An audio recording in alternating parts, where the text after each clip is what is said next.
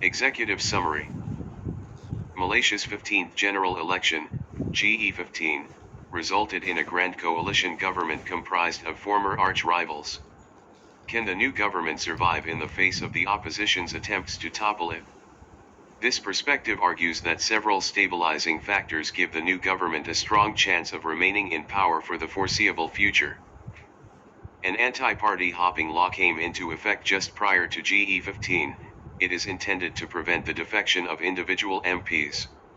In addition, members of the unity government signed an MOU pledging their support in critical parliamentary votes. Though these formal stabilizing mechanisms are as yet untested, they complicate any attempted defections. The unity government's component coalitions, notably, the formerly dominant Barisan Nasional and East Malaysian coalitions, are better positioned within the current government than they would be in partnership with the opposition. This limits, at least for the time being, their incentives to defect. There are evident tensions between Malaysia's monarchy and the opposition party PAP. These have symbolic and procedural implications that help stabilize the government. The unity government has taken a cautious approach on all fronts, including on policy decisions and engagement with the electorate and the civil service. This reduces the opposition's ability to mobilize grassroots anxieties on divisive racial and religious issues. Progressive supporters of the government have also moderated their expectations for reform. In conjunction, the above factors increase the likelihood of the unity government's survival for the foreseeable future. However, its stability will be tested at two critical junctures, namely the coming state elections and legal proceedings facing key figures in UMNO, both of which could trigger instability. Kai Ostwald is a visiting senior fellow at ISIAS, Yusof Ishak, as well as an associate professor at the University of British Columbia's School of Public Policy and Global Affairs and the Department of Political Science. He is also director of UBC's Institute of Asian Research and associate editor of Pacific Affairs. ISIAS Perspective 2023/36, May 2, 2023. Download PDF version. Introduction. The last 5 years have been unprecedented in Malaysia's political history. After over 6 decades of uninterrupted rule by a single dominant party, Malaysia has had 4 new governments since 2018, 2 of which dramatically collapsed following backroom political maneuvering and defections. This instability has at best distracted from already daunting economic and public health crises, and at worst exacerbated them. Many look to the November 2022 general election, GE15, to end the impasse. Instead, none of the major contestants secured a parliamentary majority, resulting in Malaysia's first ever hung parliament. After days of intense negotiations, a coalition of coalitions led by Anwar Ibrahim was sworn into power. It comprised the Progressive Pakatan Harapan, PH, coalition, UMNO's long-dominant Barisan Nasional, BN, coalition, and an East Malaysian bloc that included Gabungan Parti Sarawak, GPS, Gabungan Rakyat Sabah, GRS, and Warisan. The Grand Coalition assumed the name Unity Government. Only the Islamist Party PA and the UMNO clone party Bersatu remained in opposition under the Perikatan Nasional, PN, banner. Doubts about the government's viability emerged almost immediately. Indeed, the unity government is made up of strange bedfellows with a long history of political animosity, and its component parties share few obvious programmatic similarities that might bridge divides. Even its leader, Anwar Ibrahim, holds the unfortunate distinction of being twice sidelined in the past after coming within striking distance of the premiership one. The opposition immediately set to work on destabilizing the new government and is open about its objectives. PA's President Abdul Hadi Awang, who took credit for initiating the move that brought down the previous PH government in 2022, confidently declared that no one would be able to stop the opposition's plans to again topple the government. 3. Can Anwar's unlikely government survive a full term until elections are due in 2028? Its vulnerability is real, and occasional troubling headlines, such as the recent war of words between party elites over problems in the UMNO DAP forced marriage, are inevitable given its composition but underneath this noise, there are several stabilizing factors that work in the government's favor. On balance, those suggest that the unity government has a good chance at remaining in power for the foreseeable future, if not the full term 5. This perspective lays out that argument. Formal mechanisms. An anti-party hopping law, passed unanimously via constitutional amendment, Article 49A, in 2022, is a direct response to the instability of the preceding years. 6. It is designed to prevent party hopping by requiring MPs to vacate their seat if they cease to be members of their political party, example following a defection, or in some instances, refusing to support key party directives. The vacated seat is then filled via by-election. The law, which came into effect just prior to GE15, would have been triggered by the defections that caused PH's collapse in 2020, and the prospect of a by-election may well have dissuaded the defectors. Two limitations are noteworthy. First, the law is untested, and while there are few concerns with loopholes or its constitutionality, the absence of precedent introduces uncertainty. Second, the law does not prevent parties from defecting to another coalition en bloc, leaving open a major channel for midterm government change.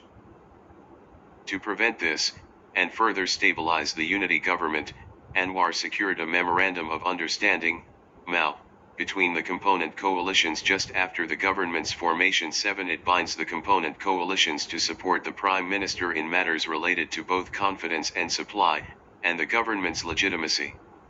It also includes assurances on sensitive policy issues ranging from Malay rights and Islam to the economic disparities between Peninsular and East Malaysian states. The MOU is symbolically powerful and paved the way for Anwar to win a confidence vote in Parliament on December 19, 2022.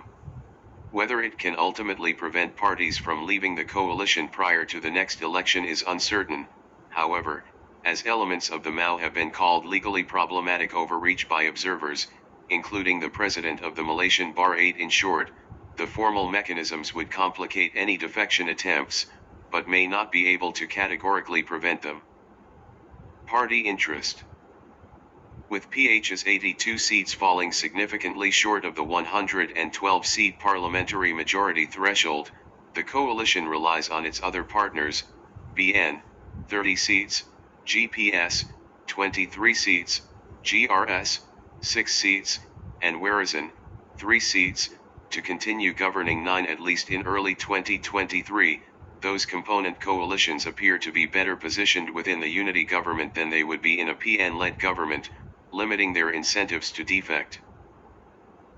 The trade-offs for the BN, which now exists primarily as a vehicle for UMNO, are clear. UMNO is the sole Malay nationalist party in the unity government. Its presence secures representation from Malaysia's political heartland and bolsters the government's Malay Muslim credentials, both of which are vital for the government's legitimacy. That importance is reflected in UMNO's cabinet allocations. Despite winning only 26 seats, UMNO holds the Deputy Prime Minister position and several key ministerial positions, including law and institutional reform, defense, international trade and industry, foreign affairs, and higher education. It is difficult to imagine UMNO faring better in a partnership with PN, where it would be the weakest of 3 Malay Muslim parties. In GE15, PA and Bersatu both outperformed UMNO, with 43 and 31 seats respectively, and would consequently be unwilling to concede the premiership. Moreover, while the Malay unity arrangement was highly effective in opposition to the 2018 PH government, it is intrinsically conflict-prone as a governing coalition 10, as was evident during the Muhyiddin and Ismail governments between 2020 and 2022.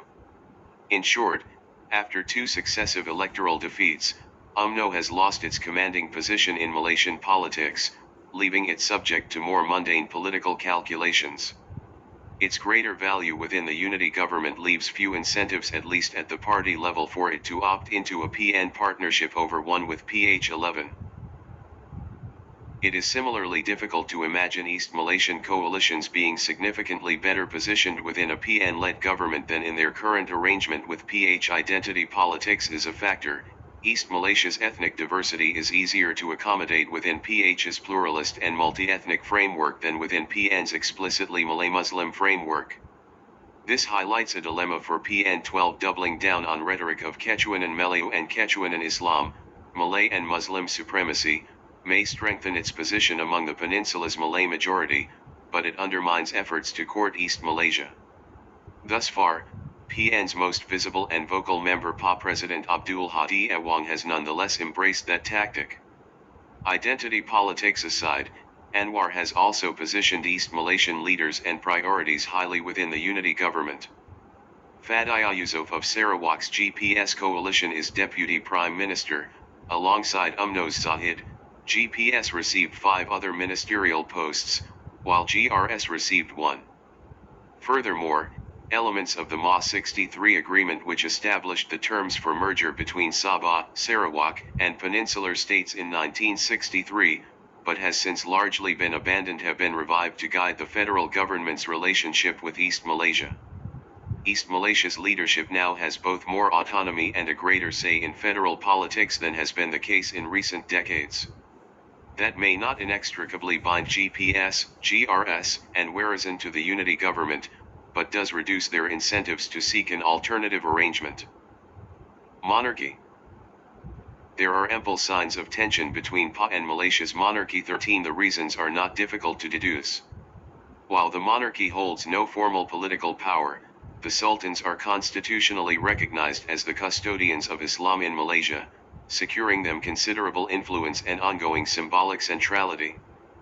PA appears to be encroaching on that territory by regularly offering public guidance on the practice of Islam, sometimes in direct contradiction to the sultans, thereby potentially undermining their position. Last year, for example, 2 notable incidents occurred in which a PA-led institution advanced conservative judgments against more inclusive positions shaped by the monarchy. 14 More recently, Hadi openly and explicitly defied royal decrees by delivering political messages in mosques. 15 The tension has potential symbolic and procedural implications. The king has repeatedly called for an end to politicking among parties, requesting instead that they focus efforts on addressing the country's problems. He also expressed hope that Anwar would be the last prime minister he swears in before his term ends. 16 That symbolic support reinforces the unity government's legitimacy. It must also raise concerns among some members of the PN and potential defecting parties about the legitimacy of a successor government, should Hadi's stated intentions of toppling Anwar's government come to fruition. Finally, it is notable that the Prime Minister is appointed by the King, and that any attempt to change the government requires being granted an audience with the King, in order to demonstrate a parliamentary majority. Caution prevails. Finally, relative to its PH predecessor in 2018, the unity government has taken a more cautious approach on a range of sensitive fronts, limiting the ability of the PN opposition to mobilize popular resistance. Some examples are instructive.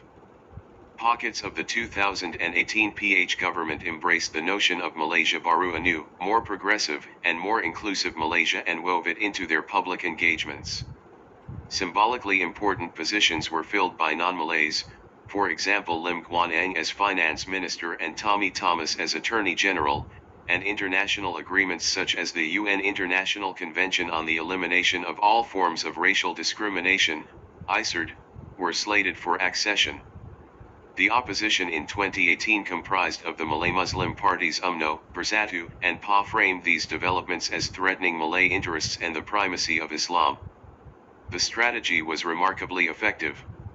Tens of thousands of protesters brought downtown KL to a standstill during an anti-ICERD rally. 17 pockets of the civil service were at best reluctant to support PH, and at worst obstructionist. 18 In short, the perception that PH sought to upend Malaysia's implicit political and social hierarchy energized resistance against it and contributed to the destabilization of the government.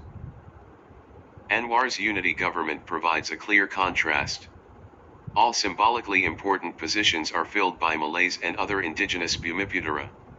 Anwar has taken a conciliatory tone that verges on deferential when engaging the civil service. Stability and continuity have been central themes of his speeches. 19. He has also avoided confrontation on potentially sensitive policy issues, where reform is on the agenda. Its focus is on relatively innocuous areas such as good governance, anti-corruption, and economic growth. Members of the government who disregard the need for sensitivity have been censured. 20. This cautious approach has made it more difficult for PN to present the new government as threatening to the interests of the Malay Muslim majority. The inclusion of UMNO and prominent East Malaysian parties in the government further deflects that perception. Caution may not be the indefinite modus operandi of Anwar's government, but it is likely to remain in place as long as Anwar fears for the government's stability, thus limiting the ability of the opposition to mobilize resistance as it did against PH in 2018 to 2020. At the electorate level, supporters of progressive politics have likewise tempered their expectations. In 2018, jubilant at having ended UMNO's 6-decade-long dominance, many looked for decisive action from PH to transform Malaysian politics and society. Implicit in those calls was a warning not to take their votes for granted. The feeling in 2023 is different. In one sense, PA's electoral breakthrough may have been a gift to progressive parties, with the prospect of an Islamist party leading Malaysia now appearing to be a credible possibility. Even a highly cautious PH-led unity government is preferable by comparison. Whether or not moderated grassroots pressure makes for better policy, it unquestionably opens up maneuvering room for Anwar to prioritize survival. Survival. There are no assurances in politics, and none of the aforementioned factors guarantee the unity government's survival. In conjunction, however, they provide a considerable degree of stability. Whether that is sufficient to carry the government through a full term will be tested at several critical junctures. First are the coming state elections. 21. While they have no direct bearing on the federal government, they are crucial for shaping the prevailing political narrative. A poor performance by the unity government would strengthen the perception that it lacks support from the majority Malay population and would embolden the PN's divisive racial and religious rhetoric. Moreover, if UMNO's candidates are widely unsuccessful, existential fears within the party may reach a boiling point, triggering desperate actions that destabilize the government. Second, the court cluster remains a source of uncertainty. UMNO is agitating for the pardon of former Prime Minister Najib Razak. All potential responses entail high-stakes trade-offs, and have implications for current Deputy Prime Minister Zahid, who himself faces 47 charges for criminal breach of trust, corruption, and money laundering. If Zahid is eventually found guilty, one can imagine a scenario in which his removal strengthens UMNO and the unity government, but also a counter-scenario in which it triggers a desperate response that leads to the government's collapse. Malaysia's politics are in a complex moment, but having waited nearly 25 years to lead the country, Anwar now has at least a fighting chance to steer the unity government through a full term.